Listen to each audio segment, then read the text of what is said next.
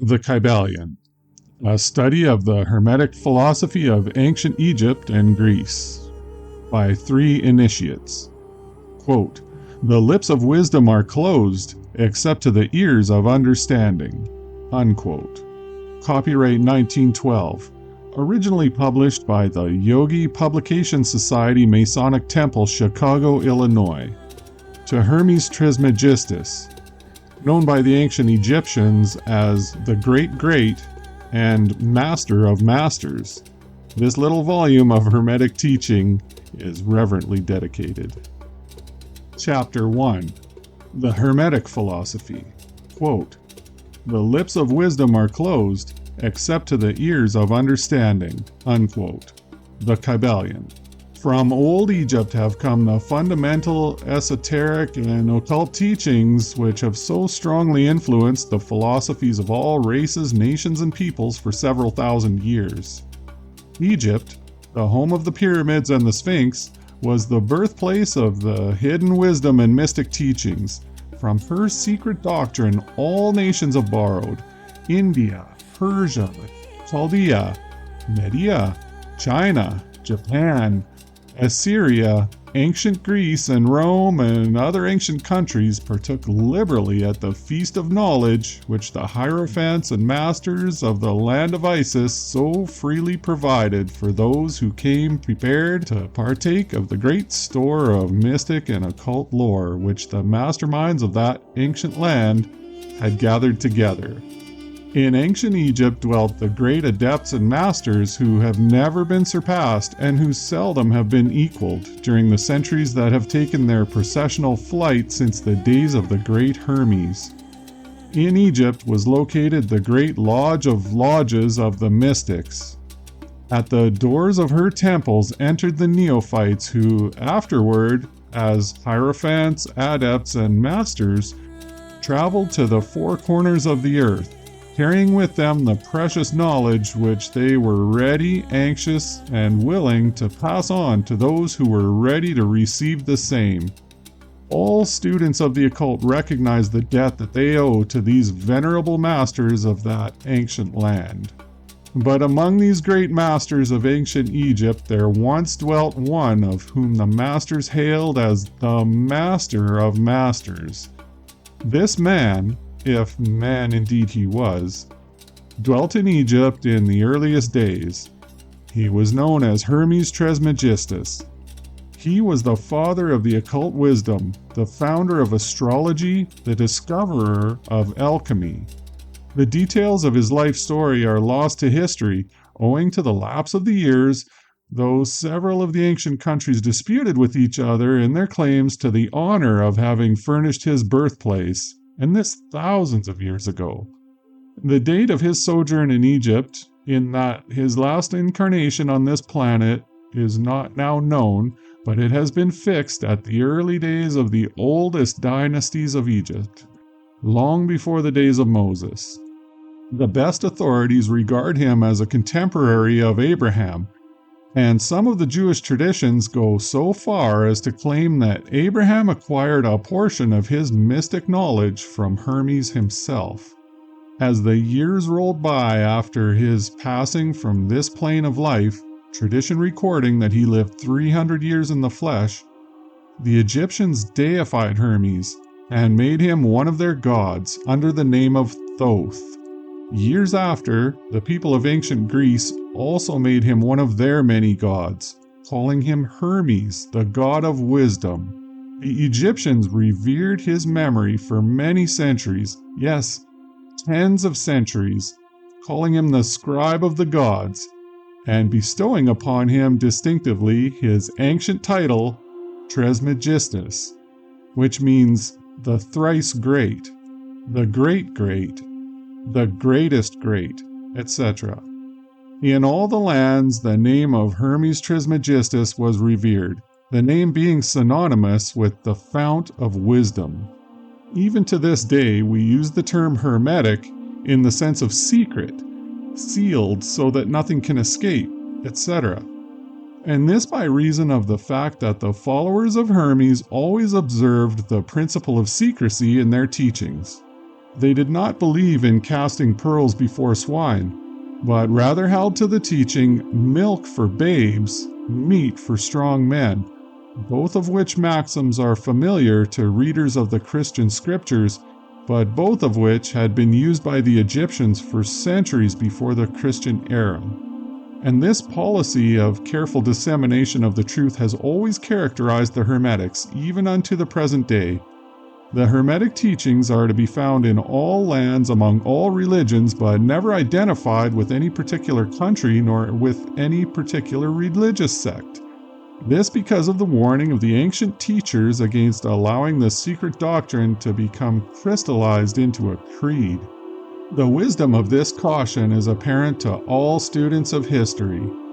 The ancient occultism of India and Persia degenerated and was largely lost, owing to the fact that the teachers became priests, and so mixed theology with philosophy. The result being that the occultism of India and Persia has been gradually lost amidst the mass of religious superstition, cults, creeds, and gods. So it was with ancient Greece and Rome. So it was with the Hermetic teachings of the Gnostics and early Christians, which were lost at the time of Constantine, whose iron hand smothered philosophy with the blanket of theology, losing to the Christian Church that which was its very essence and spirit, and causing it to grope throughout several centuries before it found the way back to its ancient faith. The indications apparent to all careful observers in this 20th century being that the Church is now struggling to get back to its ancient mystic teachings. But there were always a few faithful souls who kept alive the flame, tending it carefully and not allowing its light to become extinguished. And thanks to those staunch hearts and fearless minds, we have the truth still with us, but it is not found in books to any great extent. It has been passed along from master to student, from initiate to hierophant, from lip to ear. When it was written down at all, its meaning was veiled in terms of alchemy and astrology so that only those possessing the key could read it aright. This was made necessary in order to avoid the persecutions of the theologians of the Middle Ages, who fought the secret doctrine with fire and sword, stake, gibbet, and cross. Even to this day, there will be found but a few reliable books on the Hermetic philosophy, although there are countless references to it in many books written on various phases of occultism.